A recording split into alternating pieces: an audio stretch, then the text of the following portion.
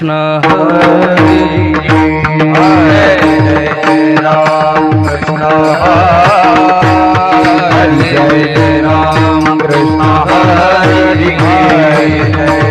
राम कृष्ण हरे राम कृष्ण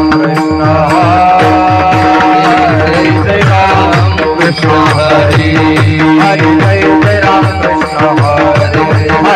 राम कृष्ण हरे हरि जय राम कृष्ण हरि हरि जय राम जय जय जय जय जय राम कृष्ण हरि जय राम कृष्ण हरि जय राम कृष्ण हरि जय राम जय जय राम राम राम जय राम जय जय राम हरि जय राम राम राम जय राम राम राम जय राम हरि जय राम कृष्ण जय राम जय जय राम जय जय राम राम राम जय राम हरि हरि जय राम कृष्ण हरि जय जय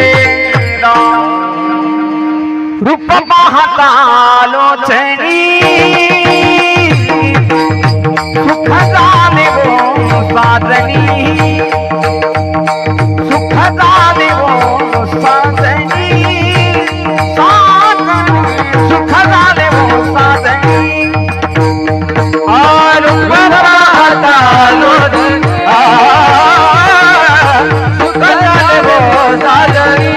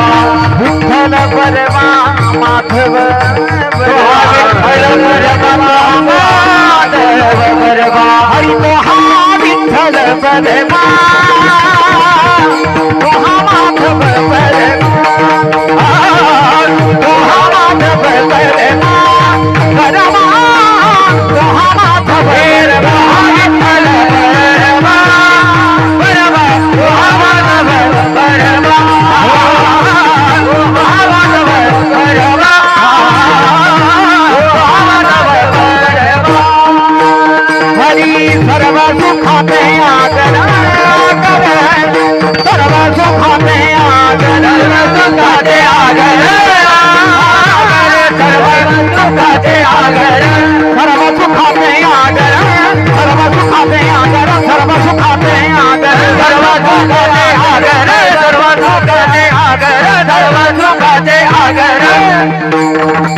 नाम रखुमा देवी वर देवी वर पर कुमा देवी वर देवी वर पर कुमा देवी वर देवी वर पर कुमा देवी वर देवी वर विठ्ठल वर विठ्ठल वर कुमा देवी वर देवी वर पर कुमा देवी वर देवी वर पर कुमा देवी वर तू विठ्ठल वर विठ्ठल वर माधव गरवा माधव गरवा गरवा माधव गरवा माधव गरवा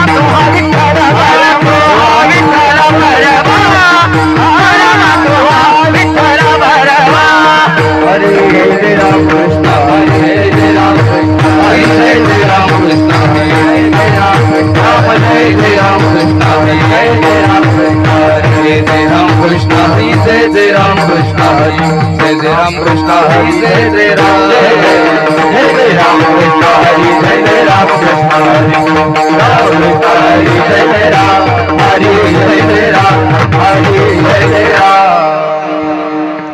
महिला वर्ग तुम्ही थोडं पुढे या बरं, चला पुढे पुढे सारखा. बाकीचे आजूबाजूला असणारे जे पुरुष मंडळी त्यांना विनंती की समोर येऊन बसा. आजूबाजूला पाहुणे मंडळी कोणीही उभी राहू नका, समोर येऊन बसा. त्यांना बसवा का मागचे. Hello hello hello hello hello.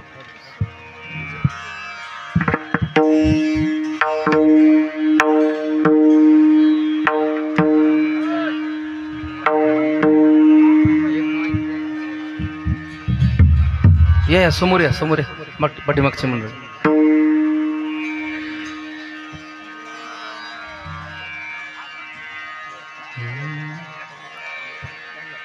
वसवावे घर देवे बरे निरंतर, देवे बरे निरंतर, देवे बरे निरंतर.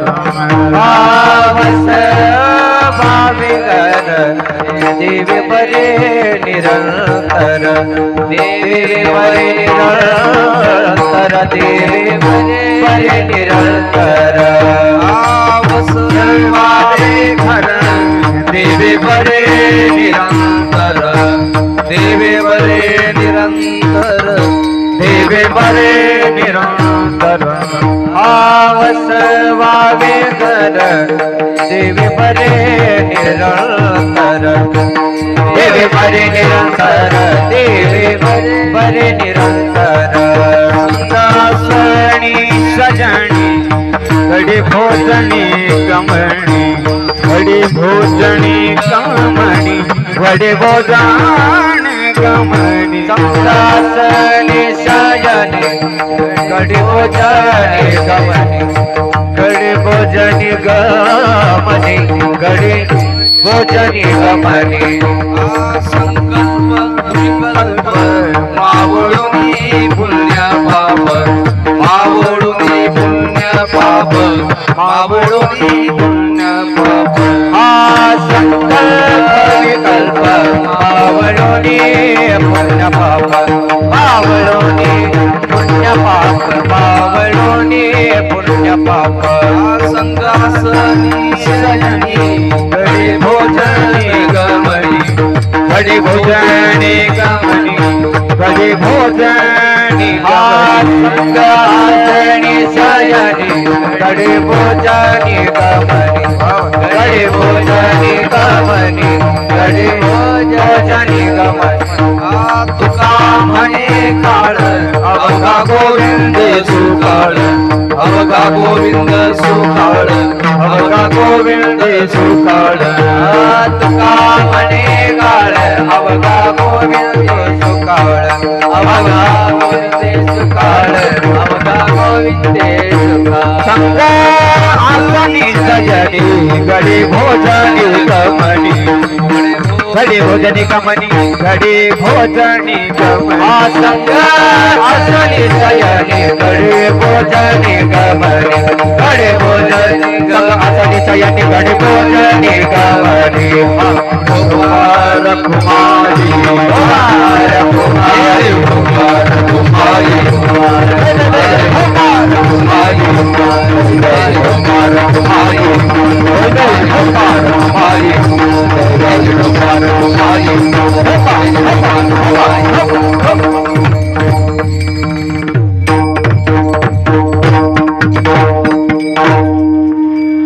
हरिभक्त परायण अण्णासाहेब महाराज पाटील आढाव व हरिभक्त परायण शुभम महाराज बनकर हे चाल म्हणतील. हॅलो त्यांना साथ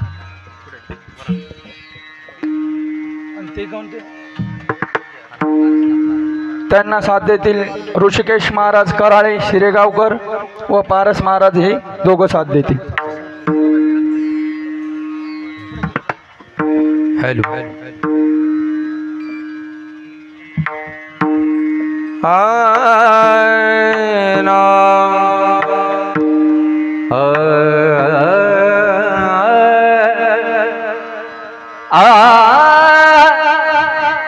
वसवावे घर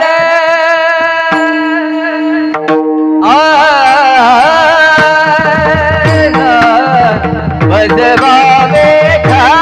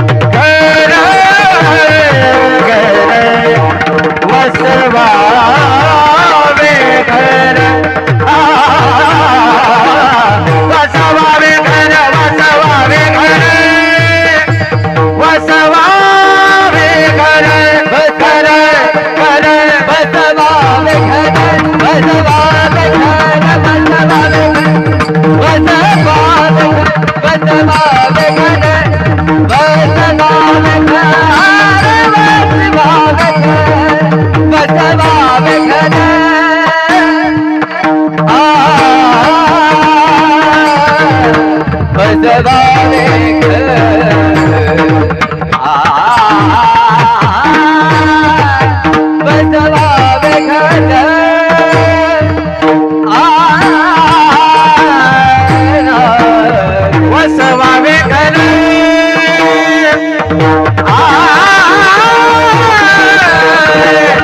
वसवावे घर वसवावे घर वसवावे घर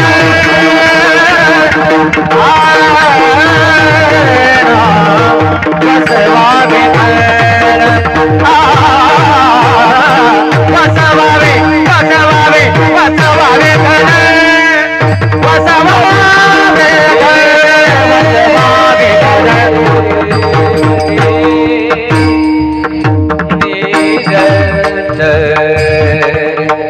देवे बरे निरंतर देवे बरे निरंतर देवे बरे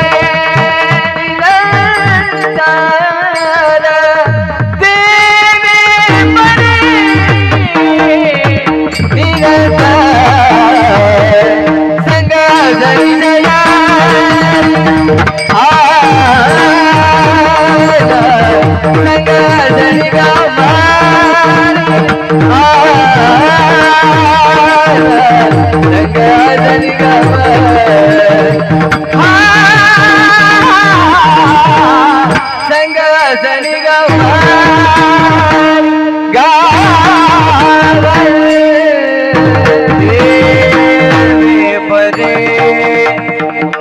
देवे बरे निरंतर देवे बरे देवे बरे देवे बरे निरंतर देवे बरे देवे बरे देवे बरे देवे बरे देवे बरे देवे बरे संग असली जगाई संग असली जगाई असली जगाई असली जगाई संग असली जगाई संग असली जगाई जगाई असली जगाई जगाई हो जाना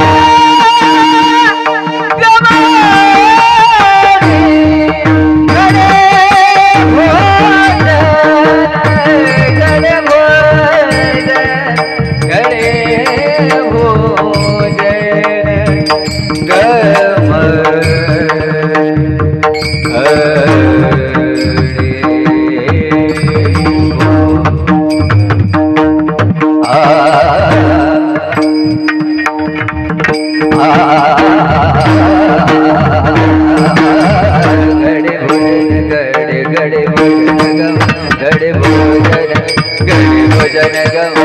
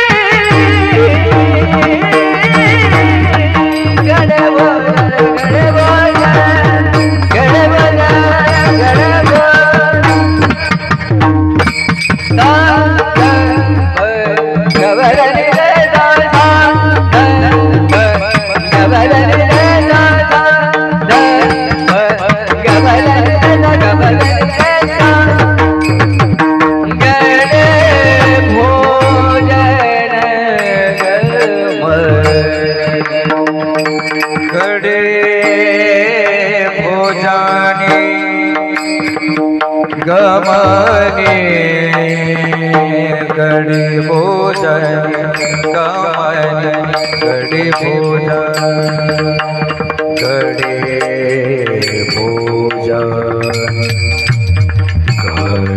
भोजन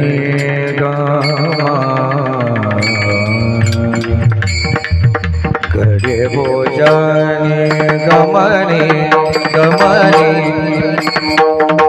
गड़े भोजन गड़े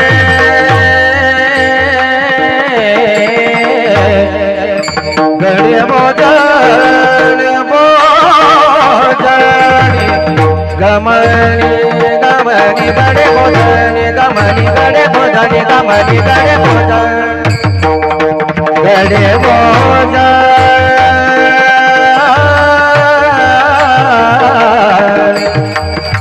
गड़े गड़े भोजन भोजन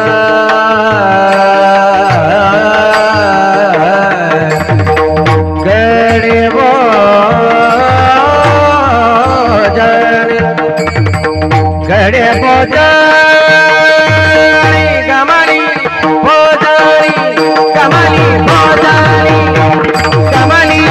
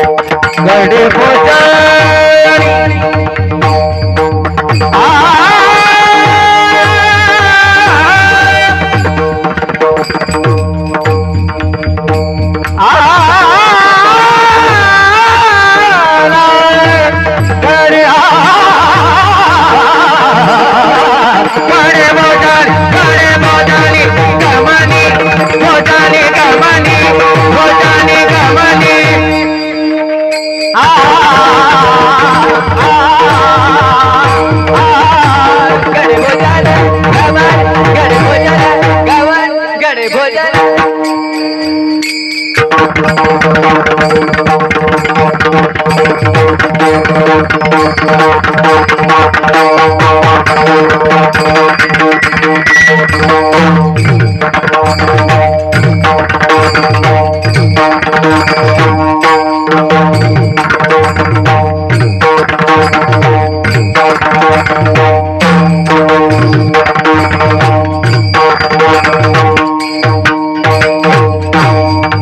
आ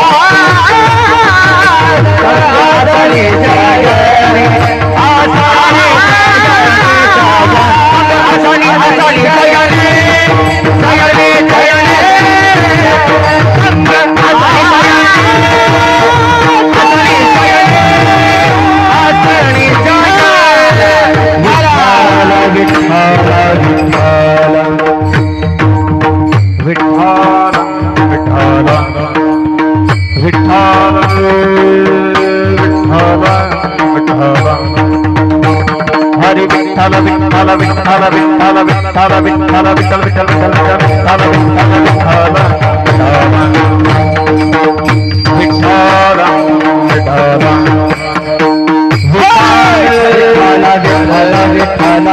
टाळी वाजवा म्हणजे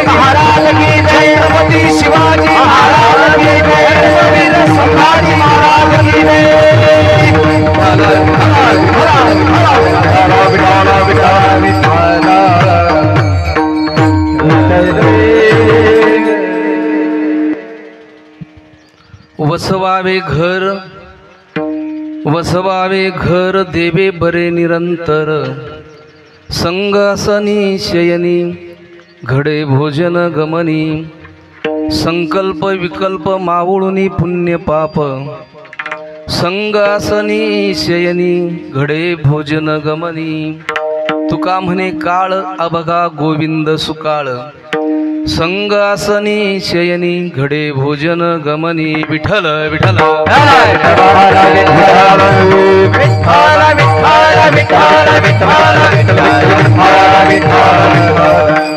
समचरण सरोजम सांद्र निलांबुदाभं जगननीतपानी मंडनं मंडनाना तरुण तुलसी माला कंधरं कंजनेत्रं सदय धवलहासं विठ्ठलं चिंतय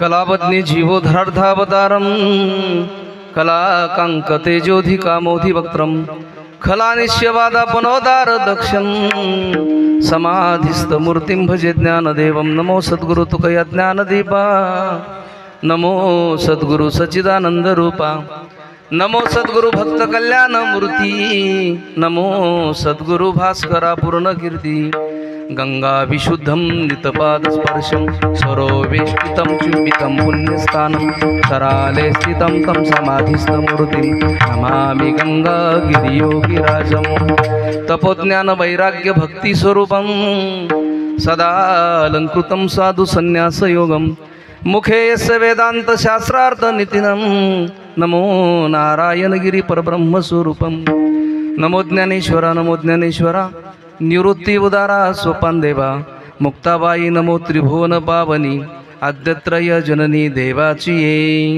मस्तक हे पायावरी मस्तक हे पायावरी वार करे संता वार करे संता वार करे संता वार करे संता या वार करे संता मस्तक हे पायावरी या वार करे संता वार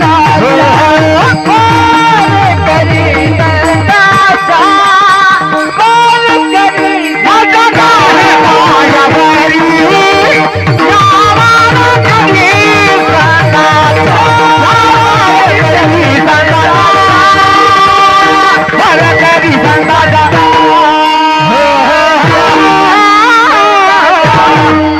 मस्तक हे पायावरी मस्तक हे पायावरी या वारकरी संतांच्या वचन ऐका कमलापती माझी रंगाची विनंती कर थोडे तुकते काळी आपणा सवे जगडी वचनाय का कमलापती माझी रंगाची विनंती कर थोडे तुकते काळी आपणा सवे जगडी वसवावे घर देवे बरे निरंतर संघासनी शयनी घडे भोजन गमनी अखिलकोट ब्रह्मांड नायक राजाधिराज पंढरीश पांडुरंग परमात्मा मुक्त कैवल्य तेजोनिधी माऊली ज्ञानोबाराया जगद्गुरु तुकोबाराया आदिशक्ती मुक्ताई माता सद्गुरु गंगागिरीजी महाराज सद्गुरु नारायणगिरीजी महाराज माझे गुरुवरी स्वामी रामानंदगिरीजी महाराज महंत गुरुवरी रामगिरीजी महाराज यांच्या चरणी साष्टांग प्रणिपात करून प्रस्तुत प्राप्त प्रसंगी चिंतन रूपी सेवेकरता निवडलेला अभंग जगद्गुरु मराठी मानावर अधिराज्य करणारा जगविख्यात साधू इंद्रायणीच्या काठावर उठलेलं भक्तीचं वादळ मानवतेचा महान नंदादीप भागवत संप्रदायाच्या वटवृक्षाला लागलेलं एक गोंडस फळ आणि प्रगल्भ बुद्धिवंतांच्या बुद्धीला न उलगडणारं कोडं म्हणजे माझे जगद्गुरु तुकोबाराय जगद्गुरु तुकोबाराय अभंगामध्ये प्रतिपादन करतात का वसवावे घर देवे बरे निरंतर जगद्गुरु तुकोबाराय म्हणतात या देहामध्ये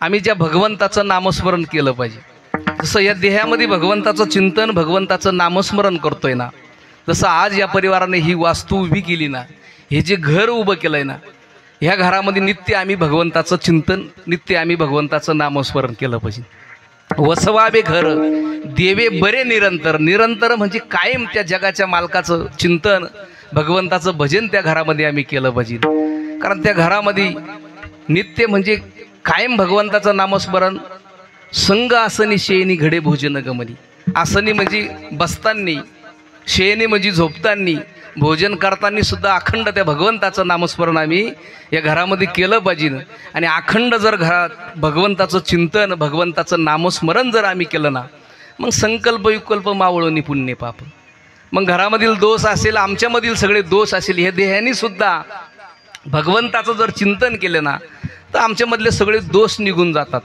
संग आसनी शयनी घडे भोजन गमनी आणि संकल्प विकल्प मावळणी पुण्य पाप जगद्गुरु तुकोबाराय म्हणतात पुण्यसुद्धा जातं आणि पापसुद्धा जातं आता पुण्य काय असतं आणि पाप हे नंतर तुम्हाला बोलतोय मी म्हणून अखंड त्या भगवंताचं जर चिंतन केलं नामस्मरण जर केलं ना जगद्गुरु तुकोबाराय म्हणतात तुका म्हणे काळ अवघा गोविंद सुकाळ भगवंताचं जर चिंतन आम्ही घरामध्ये केलं नामस्मरण जर केलं ना मग तिथून पुढचा सगळा काळ सुकाळ जाईल प्रत्येकाच्या जीवनामध्ये शुभ सकाळ राहील विठ्ठल विठ्ठल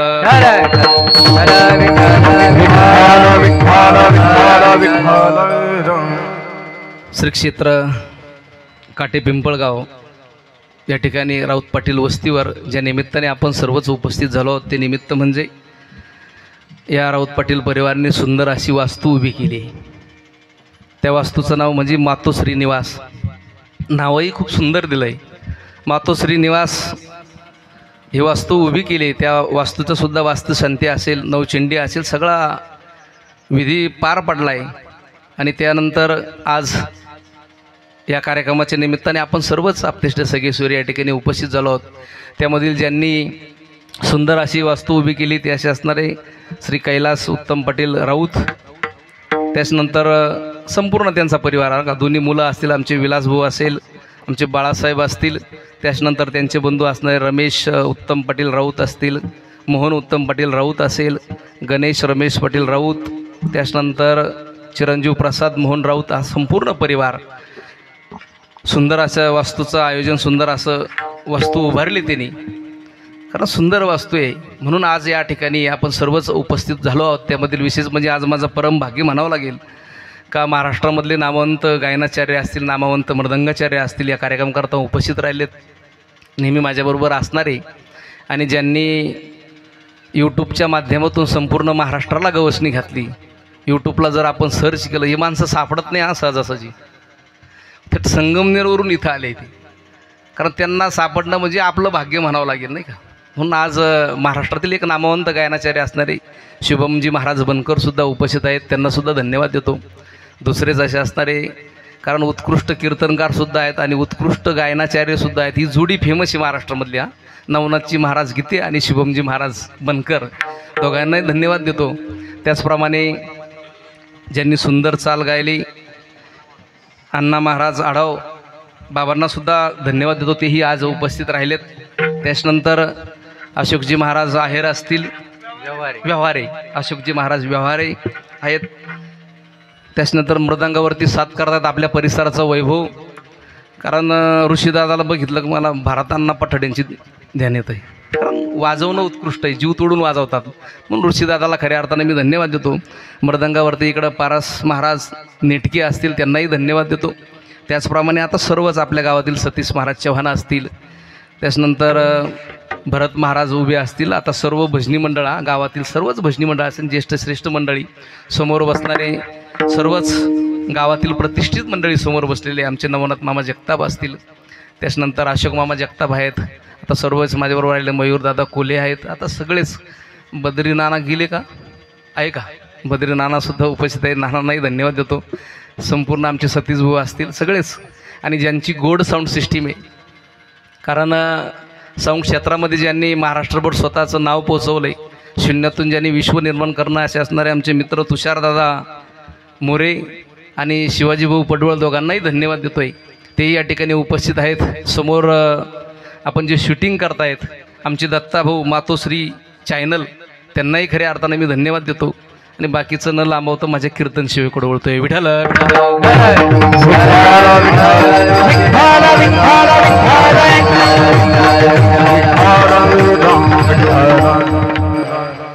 कारण जीवन जगत असताना आम्हाला पहिल्यांदा, कारण आमच्या व्यवहारामध्ये आम्ही विचार करत असतो का अन्न वस्त्र निवारा हा महत्त्वाचा आहे नाही का.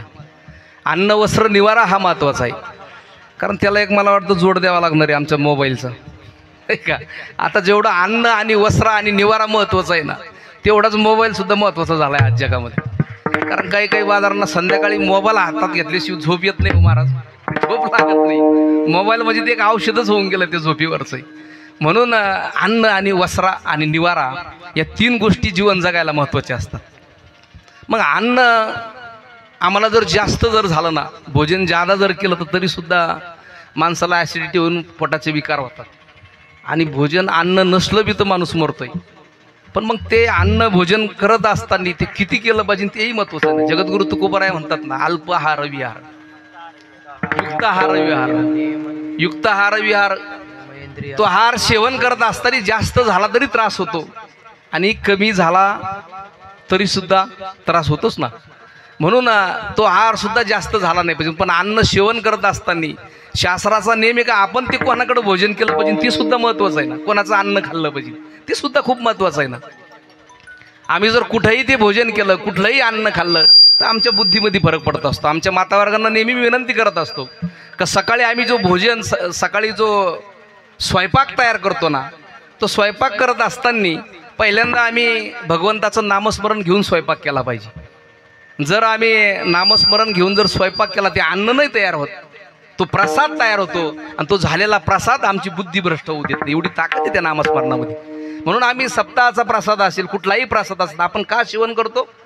ते प्रसाद जर आम्ही सेवन केला तर आमची बुद्धी व्यवस्थित राहील.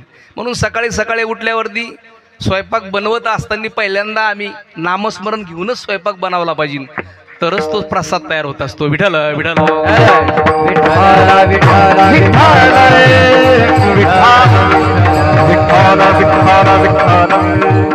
कारण भोजन करताना ते कोणाचं केलं पाहिजे, अन्न कोणाचं खाल्लं पाहिजे, हे सुद्धा खूप महत्वाचं आहे ना. हे सुद्धा खूप महत्वाचं आहे. कारण महाभारतामधला प्रसंग आहे, ज्या वेळेस भीष्माचार्य शरपंजेरी पडले आणि भीष्माचार्य शरपंजेरी पडल्याबरोबर त्या ठिकाणी पांडव त्यांची भेट घेण्याकरता आले. भगवान परमात्मा त्यांच्या बरोबर आहे. भगवान श्रीकृष्ण जवळ आले आणि भीष्माचार्यांना म्हणले, भीष्माचार्य, धृतराष्ट्र म्हणजे धर्मराजा, या हस्तिनापूरचे राजा होणारे, पण या धर्मराजांना काहीतरी धर्मनीती शिकवा म्हणले. कारण धर्म काय असतो हे शिकवा म्हटले, काही तत्वज्ञान धर्मराजांना द्या म्हटले. असं म्हटल्याबरोबर भीष्माचार्यांनी काय केलं, पांडवांना ते तत्वज्ञान सांगायला सुरुवात केली. पांडवांना धर्मनीती सांगायला सुरुवात केली आणि सांगत असताना तेवढ्यात त्या ठिकाणी द्रौपदी होती. द्रौपदी त्या ठिकाणी असल्यामुळे द्रौपदीला हसू आलं आणि द्रौपदी हसल्याबरोबर भीष्माचार्य म्हणले, द्रौपदी काय झालं हसायला, का हसली? आणि त्यावेळेस द्रौपदी म्हणली, नाही महाराज, मी हसलेच नाही. खोटं बोलू नको द्रौपदी, तू का हसली ते सांग. कारण कुलवान घराण्यातील कुलवान स्त्रिया सहज हसत नसतात का द्रौपदी, तू का हसली याचं उत्तर दे म्हणले मला. द्रौपदी म्हणली, महाराज, मला हसू याचं आलंय का तुम्ही आज जे पांडवांना तत्वज्ञान सांगतायत ना, याचं मला हसू आलं म्हटली. भीष्माचार्य म्हटले, द्रौपदी, हसू येण्यासारखं काय आहे त्याच्यामध्ये, हसण्यासारखं काय आहे म्हटले. असं म्हटल्याबरोबर द्रौपदी म्हणे, महाराज नाही, कारण तुम्ही आज जे तत्वज्ञान सांगतायत ना, याचं मला हसू आलंय. आज म्हणजे द्रौपदी म्हणली, महाराज, ज्यावेळेस माझं वस्त्रहरण होत होतंय त्यावेळेस एक स्त्री तुमच्याकडे याचना करत होती का मला वाचवा, मला वाचवा, माझं वस्त्रहरण होतंय. त्यावेळेस तुम्हाला हे तत्वज्ञान नाही आठवलं म्हटली. त्यावेळेस कुठे गेलं तुमचं तत्वज्ञान, त्यावेळेस कुठे गेली होती तुमची धर्मनीती, ना आज तुम्हाला आठवलंय. आणि मग भीष्माचार्यांचं उत्तर एवढं गोडे. भीष्माचार्य म्हणले द्रौपदीला, द्रौपदी, त्यावेळेस मी त्या दुर्योधनाचं अन्न खात होते. दुर्योधनाचं अन्न खाल्ल्यामुळं ते अन्नाचा दोष माझ्या रक्तामध्ये आला होता. रक्ताचा दोष तो बुद्धीवरती आला आणि बुद्धी जशी तशी माणसाचे विचार असतात. त्यावेळेस मी दुर्योधनाचं अन्न खात होतो म्हणून माझी बुद्धी त्यावेळेस अशी झाली होती. आणि मग द्रौपदी म्हणली, मग आज काय झालं? आजही तुमच्या शरीरामध्ये दुर्योधनाचं खाल्लेल्या अन्नाचंच रक्त आहे ना. आणि मग भीष्माचार्यांचं उत्तर आहे. भीष्माचार्य म्हणले, नाही द्रौपदी, तुझ्या पतीने अर्जुनाने मला 122 बाण मारले आणि ते बाण मारल्यावरती माझ्या शरीरातून सगळं रक्त ते टिप टिप खाली पडून गेलं, म्हणजे फक्त रक्त निघून गेलं आणि मी आज मग ब्रह्मज्ञानाच्या गोष्टी करायला लागलो. मग आपण विचार करा किती धाब्यावर आम्ही जेवत असेल नाही का, कोणाकोणाचं अन्न खात असेल. विठ्ठल विठ्ठल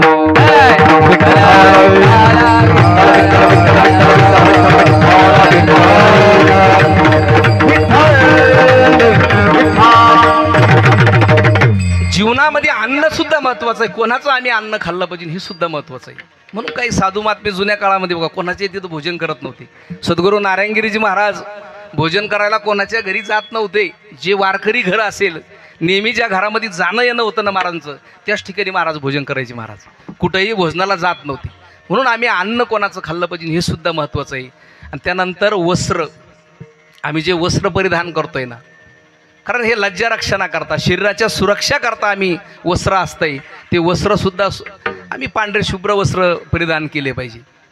त्याच्यानंतर आज नवीन जगाचं म्हणजे पाश्चात्य देशाची आपण संस्कृती आपल्या भारतामध्ये आली. आपल्या मुले असतील कसेही कपडे घालतात.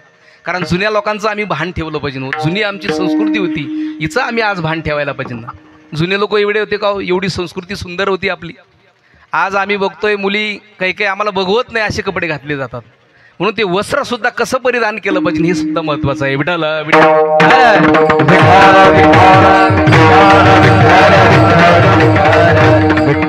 यानंतर निवारा म्हणजे घर खूप महत्वाचं आहे. घर व्यवस्थित असेल तर आपली सगळी सुविधा त्या ठिकाणी होत असते. म्हणून ह्या घरामध्ये जगद्गुरु तुकोबाराय म्हणतात, अखंड आम्ही भगवंताचं चिंतन, अखंड नामस्मरण केलं पाहिजे. जर ज्या घरामध्ये भगवंताचं चिंतन होत नसेल, ज्या घरामध्ये नामस्मरण जर होत नसेल ना, त्या घरामध्ये समाधान मिळत नाही माणसाला. आज संसारामध्ये आम्ही सुख शोधण्याचा प्रयत्न करतोय. प्रत्येक जण सुख शोधण्याच्या पाठीमागं बोलतोय. आम्हाला सुख मिळालं पाहिजे, सुख मिळालं पाहिजे. कारण संसारामध्ये सांगा बरं, आम्ही काय शोधत असतो? सुखच शोधत असतोय ना. दुसरं आम्हाला वाटतं का? आम्हाला फक्त वाटत असतं आम्हाला सुख मिळावा, पण ते सुख मिळतं का हो? आम्हाला सुख मिळत नाही. आज जर मिळालं ना, उद्या ते पुन्हा टिकत नाही. म्हणून आम्ही प्रत्येकजण सुखाच्या पाठीमागं पळत असतोय. पण माझ्या माऊलीत ज्ञानोबरायानं सुखाचे साधनं आम्हाला दिले हो, पण आम्हाला त्याची किंमत नाही ना. सुखाचं साधन माझ्या माऊलीत ज्ञानोबरायानं दिलं, पण त्या साधनाची आम्हाला किंमत नाहीये. माऊलीत ज्ञानोबरायाने एवढी गोड ज्ञानेश्वरी आमच्याकरता दिली, जगाच्या कल्याणाकरता माझ्या माऊलीत ज्ञानोबरायाना ज्ञानेश्वरी दिली. आम्ही एकदा तिच्यात बांधून ठेवली की 6-6 महिने ते ज्ञानेश्वरीकडे बघत नाही. बघतोय का? अहो, ज्ञानेश्वरी म्हणजे सुखाचं साधन आहे. माझ्या जगद्गुरु तुकोबारायाने एक सुखाचं साधन सुद्धा जगद्गुरु तुकोबारायाने आम्हाला गाथा दिलाय. सुख कशात आहे? त्या ज्ञानेश्वरीमध्ये आम्हाला सुख मिळणार आहे. किंबहुना सोय जीव आत्मा याची आहे, तेथ जीव येत या नाम सुख. म्हणून जीवनामध्ये सुख जर शोधायचं असेल आम्ही तर ज्ञानेश्वरीमध्ये सुख शोधा. कारण आम्हाला त्या ज्ञानेश्वरीचं महत्त्व कळत नाही. जसं एक उदाहरण तुम्हाला सांगतो. एक आजीबाई होत्या, दरवाजाच्या वट्ट्यावरती बसल्या आणि समोरून एक व्यक्ती चालला होता. ती आजीबाई त्या वट्ट्यावरती बसून रडत होती. त्या व्यक्तीनं बघितलंय आजीबाई रडताय आणि त्या आजीबाई जवळ तो व्यक्ती गेला. म्हटलं, आजी काय झालं रडाल? तुम्हाला का रडतात सांगा बरं. त्या आजी म्हणल्या, बाबा माझा मुलगा अमेरिकेत सर्व्हिसला आहे, पण माझी आज खाण्याची पंचायत झाली. म्हणजे माझा तो सांभाळ करत नाही. मी इथं घरी गावामध्ये आहे, माझ्याकडे काही नाही, पैसा नाही, अडका नाही, माझं जीवन कसं चालायचं म्हटले. तो व्यक्ती म्हणला, आजीबाई काहीच देत नाही का तुम्हाला? नाही म्हटले, काहीच मला देत नाही. आजी शेवटी म्हणला, फक्त प्रत्येक महिन्याला काहीतरी एक कलरचा कागद पाठवतो म्हणला तो. मग तो व्यक्ती म्हणला, मला तो कलरचा कागद दाखवा ना आजी. त्या आजीबाईनं त्या व्यक्तीला घरात नेलं आणि आजीबाईंना प्रत्येक महिन्याला आलेला तो कलरचा कागद प्रत्येक भिंतीला चिटकवलेला होता. त्या व्यक्तीनं तो कागद बघितला. तो कागद काय होता हो? आपल्या मुलांनी त्या आजीबाई पाठवलेला तो जो कागद होता ना, तो म्हणजे प्रत्येक महिन्यातला चेक होता 50,000चा. 50,000चा चेक त्या आजी करता त्या मुलाने पाठवला होता. पण त्या आजीला तो व्यक्ती म्हणला, आजी हा तर 50,000चा चेक आहे. आजी म्हणली, मला चेक काय तेच कळत नाही. आपली तशी गत झाली. हा, माऊली ज्ञानोबरायाने आम्हाला ज्ञानेश्वरी दिली, पण आम्हाला त्या ज्ञानेश्वरीची किंमत काहीच कळत नाही. विठ्ठल विठ्ठल.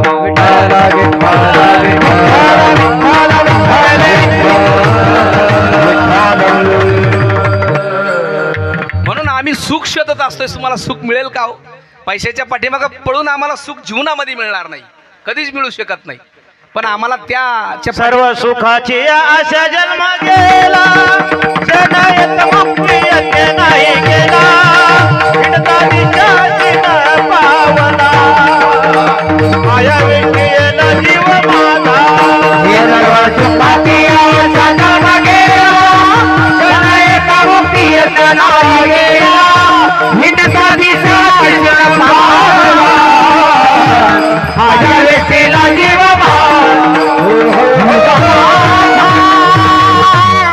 सर्व सुखाची आशा जन्म गेला. म्हणजे आयुष्यभर आम्ही सुख शोधत असतोय, पण मिळत नाही. पैशाच्या पाठीमागं पिळून सुख मिळणार आहे का हो? कधीच मिळणार नाही. सुख आम्हाला कशात मिळणार आहे? एक श्रीमंत व्यक्ती होता मुंबईचा, गडगंज प्रॉपर्टी होती, 2-2.5 कोटीचा बंगला असेल. इतका श्रीमंत होता, इतका श्रीमंत होता, भरपूर गडगंज पैसा आहे, पण त्याला सुखाची झोप लागत नव्हती. सुखाची झोप लागत नव्हती. तो एका डॉक्टर साहेबाकडे गेला आणि डॉक्टर साहेबाला म्हणला, डॉक्टर साहेब मला सुखाची झोप येत नाही, मग झोप येण्याकरता काहीतरी सांगा ना उपाय म्हटले. डॉक्टर साहेब म्हटले, सुखाची झोप येत नाही ना, मग झोप येण्याकरता गोळ्या घ्यावा लागणार, दुसरा काय पर्याय म्हटले. तो व्यक्ती म्हणला, डॉक्टर साहेब दररोज कशा गोळ्या घेणार? दररोज जर गोळ्या घेतल्या तर आपल्या किडन्या खराब होतील. म्हटलं दररोज कशा गोळ्या घेणार आहे? डॉक्टर साहेब म्हटलं, दुसरा पर्याय नाही. दुसरा पर्याय आहे त्याला, आता जे बाटलीवाल्यांनाच माहिती, पिल्याशिवाय झोप येत नाही त्यांनाच माहिती. डॉक्टर साहेब म्हणले, गोळ्या घेतल्याशिवाय दुसरा पर्याय नाहीये. तो व्यक्ती म्हणला, डॉक्टर साहेब दुसरा उपाय नाही का? डॉक्टर साहेब म्हणले, काहीच नाही. डॉक्टर साहेबाकडून निघाला आणि घरी निघाला. रस्त्याने त्याला एक साधू महात्मा भेटले आणि साधू महात्मा भेटल्याबरोबर त्याला बरं वाटलंय. त्यानं साधू महात्म्याचं दर्शन घेतलं आणि दर्शन घेतल्याबरोबर साधू महात्म्याला म्हणला, साधू महाराज मला सुखाची झोप लागत नाही, झोप येण्याकरता काहीतरी उपाय सांगा ना. आणि त्यावेळेस विठाल विठाल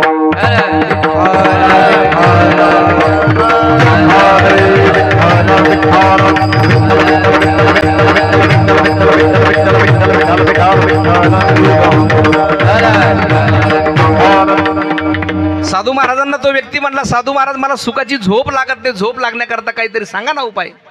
साधू महाराज म्हणले सोपा उपाय. तो म्हटला काय? सगळ्यात सोपा उपाय म्हणले, ज्याला सुखाची झोप लागते ना म्हणले त्याचं शर्ट घालून झोपायचं, झोप लागेल म्हणे तुला.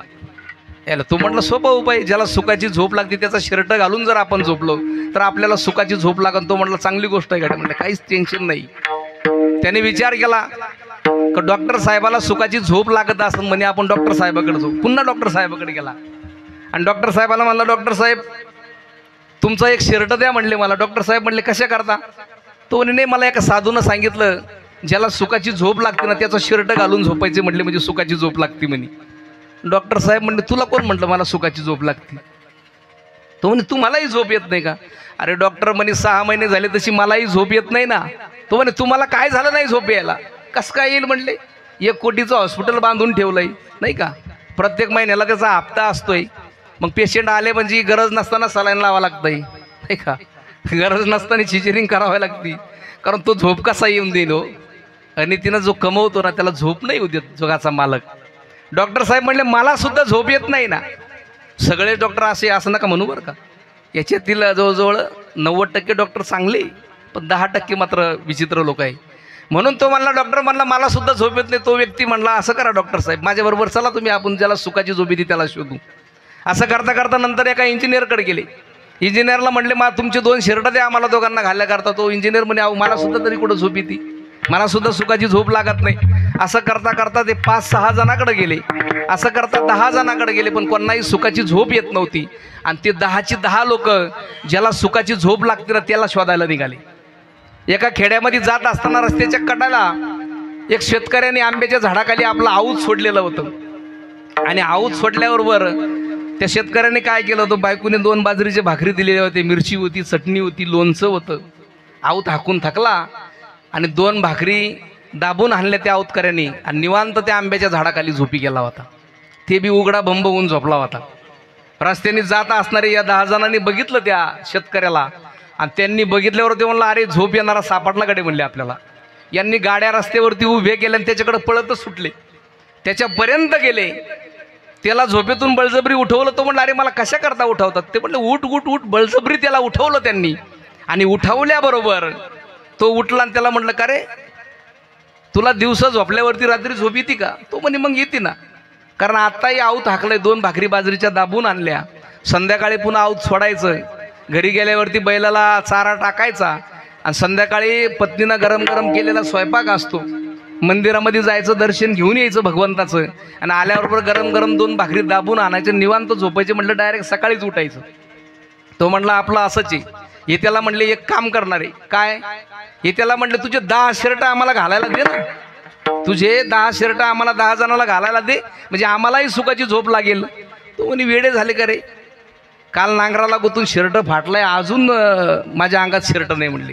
म्हणजे भगवंत किती सुंदर वागला हो. ज्याच्याकडे ठिकाण आहे त्याला झोप लागत नाही आणि ज्याच्याकडे एक शर्ट सुद्धा घालायला नाही तो पडल्याबरोबर झोपी जातो. विठ्ठल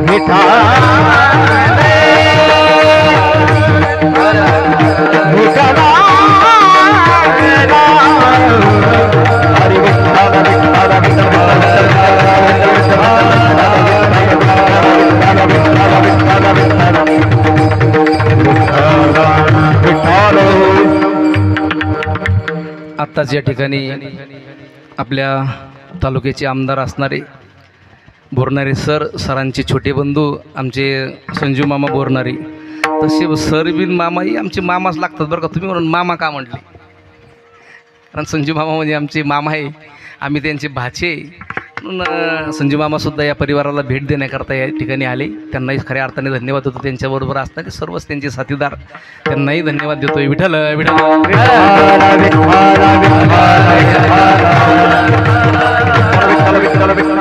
म्हणून जीवनामध्ये जीवन जगत असताना आम्ही सुखाच्या पाठीमागे पळून आम्हाला सुख मिळणार नाही.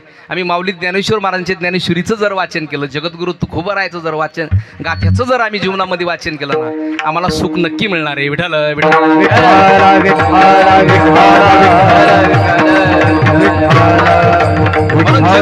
जगद्गुरु तुकोबाराय या अभंगामध्ये प्रतिपादन करतात का वसवावे घर देवे बरे निरंतर. जीवनामध्ये माणसांनी या देहामध्ये भगवंताचं अखंड चिंतन, अखंड भजन त्या भगवान परमात्म्याचं आम्ही केलं पाहिजे. कारण जगद्गुरु तुकोबारायच्या जीवनामध्ये तुकोबारायाचं नामस्मरण इतकं मोठं होतं. नामस्मरण तुकोबारायाचं अखंड जगद्गुरु तुकोबारायाच्या मुखातून नामस्मरण चालू असायचं, अखंड चालू असायचं. कारण तुकोबाराया मुखाने कधी एक मिनिट सुद्धा त्यांचं नामस्मरण बंद होत नव्हतं. तुकोबाराया म्हणतात माझी मज झाली, माझी मज झाली अना बरबादा वाता घेतला याला वाता घेतला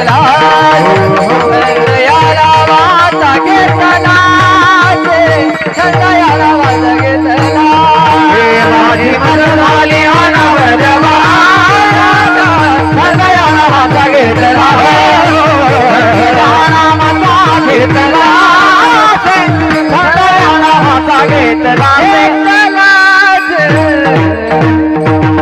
माझी मज झाली अनावर वाचा छंद या नामाचा घेतला. असं जगद्गुरु तुकोबारायाच्या जीवनामध्ये अखंड नामस्मरण होतं. आणि त्या नामस्मरणाची एवढी ताकद तयार झाली होती, एवढी ताकद तयार झाली होती.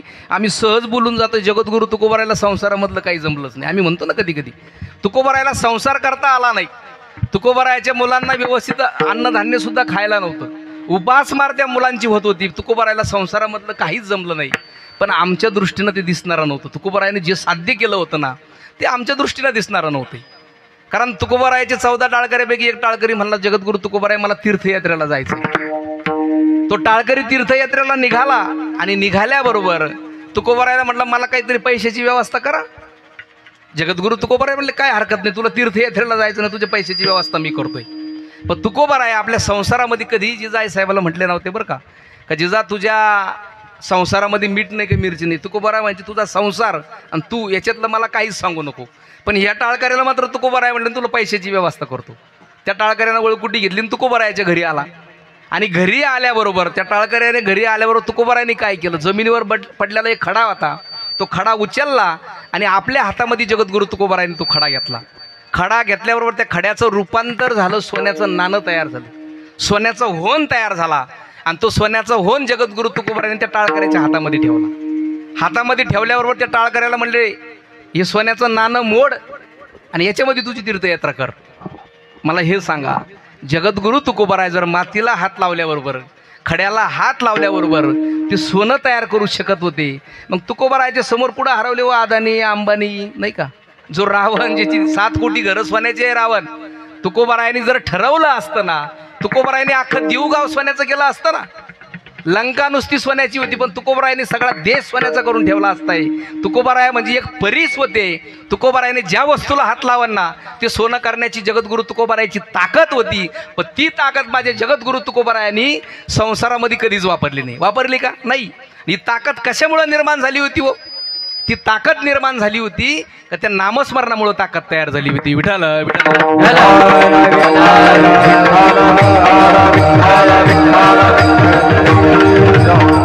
कारण नामस्मरण अशी एक ताकद आहे का मातीचं सोनं करण्याची ताकद आहे. त्याच्याही पुढे जाऊन सांगेल जगद्गुरु तुकोबारायाची मुलगी भागीरथीबाई. भागीरथीबाई म्हणजे छोटीशी मुलगी आहे ती, पण तिचा सुद्धा एवढा अधिकार तयार झाला होता. एकदा काय झालं, अनगडशाह भगीर देहू गावामध्ये आला. त्यांनी ठरवलं का जगद्गुरु तुकोबारायाची परीक्षा घ्यायची म्हणून त्या अनगडशाह भगीराने ठरवलं. पण त्या अनगडशाह भगीराचं असं होतं, त्याच्याकडे एक कटोरा होता. तो कटोरा असा होता अनगडशाह भगीराचा, त्याच्यामध्ये कितीही आम्ही धान्य टाकलं ना, कितीही दाण टाकलं ना, तो कटोरा कधीच भरत नव्हता. संजू काका, कधीच भरत नव्हता. आणि त्या अनगडशाह भगीरला तोच गर्व होता, माझा कटोरा कधीच जीवनामध्ये भरत नव्हता. आणि तो जगद्गुरु तुकोबारायाच्या दरवाजासमोर आलाय. भिक्षामदेही आवाज दिला त्यांना, आणि आवाज दिल्याबरोबर जिजाई साहेबाचं दळण दळायचं काम चालू होतं आमच्या. कारण घरात धान्य नाही, कुठून तरी कोणाकोणतरी धान्य आमच्या जिजाई साहेबांनी मागून आणलंय. त्याची एक भाकर बनवायची आणि जगद्गुरु तुकोबाराय भंडारा डोंगरावरती भजनाला गेले होते ना, त्यांच्याकरता ती भाकर पाठीमागं घेऊन जायची. कारण आम्ही विचार करत असतो जिजाई साहेब म्हणजे खूप खडतर स्वभाव होता, खूप रागीट स्वभाव होता असा आमचा ग्रह. हा पण जगद्गुरु तुकोबारायची पत्नी जिजाई साहेब इतक्या पतिव्रता होत्या. ज्या वेळेस भंडारा डोंगरावरती भाकर घेऊन जायच्या ना, जगद्गुरु तुकोबारायला भाकर घेऊन जात असताना तुकोबाराया 3 डोंगर होते, एक भामचंद्र, एक घोराडा आणि एक भंडारा डोंगर. या 3 डोंगरापैकी जगद्गुरु तुकोबाराया कोणत्या डोंगरावरती भजनाला गेले हे माहीत नसायचं आमच्या जिजाई साहेबाला. कधी भंडारा डोंगरावरती जायचे, कधी घोराडा डोंगरावरती जायचे. पण जिजाई साहेब भाकर घेऊन जाताना 3 रस्ते लागतात येळवाडीच्या पुढे गेल्यावरती. त्या 3ही रस्त्याला आमच्या जिजाई साहेब कान लावायच्या. ज्या रस्त्यातून विठ्ठल विठ्ठल आवाज येईन ना, त्या रस्त्याने आमच्या जिजाई साहेब भाकर घेऊन जायच्या. दुपारचे 3 जरी वाजले ना तरी आमच्या जिजाई साहेब 3 वाजू 4 वाजू तोपर्यंत तुकोबारायला शोधायचे. आणि ज्यावेळेस तुकोबारायांनी भोजन केलं का मग स्वतः भोजन करत होते. एवढ्या पतिव्रता होत्या आमच्या जिजाई साहेब. त्या दळण दळत असताना अनगडच्या फकीराने आवाज दिला. भागीरथीबाई अंगणात खेळत होती आणि अंगणात खेळत असताना ती भागीरथीबाई आपल्या आईला म्हणले, आई कोणीतरी फकीर दरवाजे समोर आलाय का, त्याला काहीतरी वाढ. असं म्हटल्याबरोबर जिजाई साहेब म्हणले, अगं भागीरथी वाढायला काहीच नाही आपल्याकडे, एक भाकरीचं पीठ आहे म्हणली. हे जर वाढलं तर तुझ्या बाबाला कसली भाकर घेऊन जाऊ. पण भागीरथीने आग्रह केला, नाही आई काहीतरी वाढ ना त्या भिक्षुकीला, काहीतरी वाढ त्या फकीराला. पण तरी आईसाहेब वाढायला तयार नव्हत्या. तेवढ्यात भागीरथीने काय केलं, ते जाता दळण दळायचं काम चालू होतं जिजाई साहेबांचं. जात्याच्या कडाला असलेलं पीठ आमच्या भागीरथीने चिमूटभर उचललं आणि चिमूटभर पीठ उचलल्याबरोबर आमच्या जिजाई साहेबांनी तिच्या हातावरती टोला मारला. हातावरती टोला मारल्याबरोबर काही पीठ खाली सांडलं, थोडंसं चिमूटभर पीठ आमच्या भागीरथीच्या हातामध्ये आलं. आणि ते चिमूटभर पीठ आमच्या भागीरथीने अनगडशा फकीराच्या कटोऱ्यामध्ये टाकलं. आणि टाकल्याबरोबर तो अनगडशा फकीराचा तो कटोरा आहे का, तो भरून खाली ओवायला पीठ लागले, खाली वाद सुटले. म्हणजे हा अधिकार कशाचा होता. चरित्रामध्ये उल्लेख असा आलाय का अनगडशा फकीर कमरा इतकं त्या पीठामध्ये गेला होता. एवढं पीठ तयार झालं कटोरा भरून सुद्धा. ही ताकद कशाची, त्या नामस्मरणाची ताकद आहे. म्हणजे जगद्गुरु तुकोबारायाने अखंड भजन केलंय, अखंड चिंतन केलंय त्या नामस्मरण.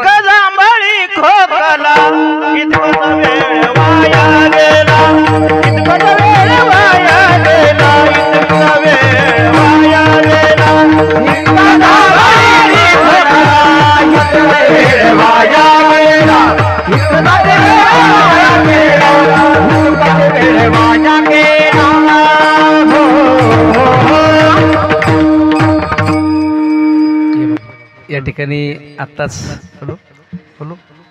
गुरुवर्य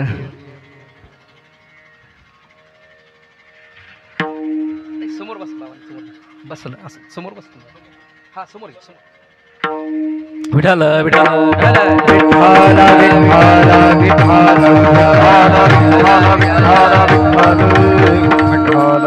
कारण या ठिकाणी आत्ताच गुरुवर्य दादा महाराज टुपके या ठिकाणी उपस्थित झाले.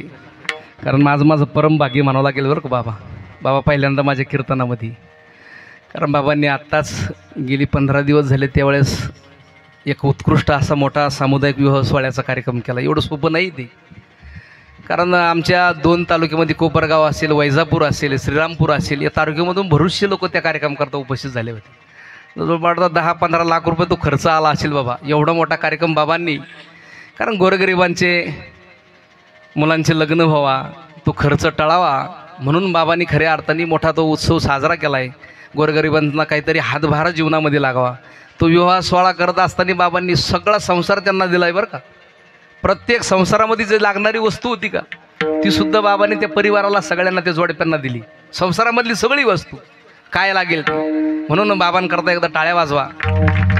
कारण नेहमी त्यांचं कार्य मोठं आहे, माझ्या डोळ्याने मी बघितलं आहे. गुरुवर्य दादा महाराज टुपक्यांचं कार्य इतकं मोठं आहे बरं का. आपल्या संसारामध्ये प्रत्येकाला अडीअडचणी असतात.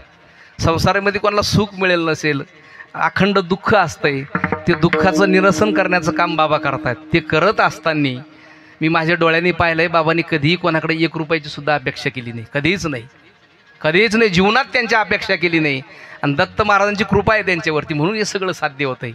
बाबांची ती ताकद आहे. आणि तुमचा आमचा संसार सुखी ते करतायत, याच्यापेक्षा महान पुण्य कोणतं आहे हो. याच्यापेक्षा महान पुण्य कोणतं आहे. संसारामध्ये प्रत्येकजण दुःखाने पीडित असतोय, अनेक अडचणी जीवनामध्ये असतात, पण त्या संकटाचं निरसन करण्याचं काम बाबा करतायत. म्हणून बाबांच्या चरणी नतमस्तक होतोय. विठाल